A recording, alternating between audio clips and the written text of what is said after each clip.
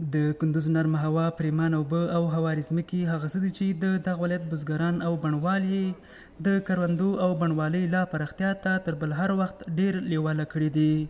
په ورته مهال د دغه ولایت بڼوال سږکال د انګورو له حاصلاتو خوښ ښکاري، خو د کورني تولیداتو لپاره د سړو خونو جوړولو او بهرنیو هیوادونو ته د صادرولو د زمینې پر برابرولو ټینګار کوي.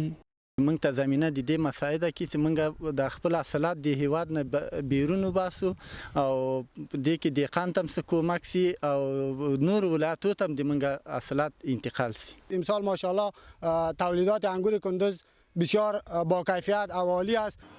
په ښار کې هټیوال هم د انګورو د تود بازار خبره کوي او وایي چې هر ورځ ګڼ شمېر کسان د انګورو پیرلو په موخه تر دوی ورځي. د ورځې مثلا دلته خو پرچونه هر نفر 20 منه 10 منه 10 منه دغه راوړي تیریږي، یعنی دغه همدا چې لمزار منطقه کې د 700 منه 1000 منه انګور پورې روزانه تیریږي. کندوز انګور نوم لري، بیخي خرید فروخت هم ښه ده، بس بازار هم قیمته ده ښه ده.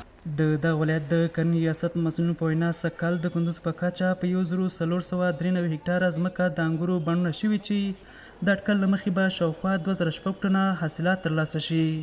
آینده پروګرامونه د منګه د باغدارانو لپاره د انګورو د باغدارانو لپاره هغه دا دي چې منګه دوی ته سړې خونې جوړو سټنډرد چې هغه د دوی حاصلات پکې وساتل سي او د ضرورت په وخت کې بیا هغه صادر سي بازار ته.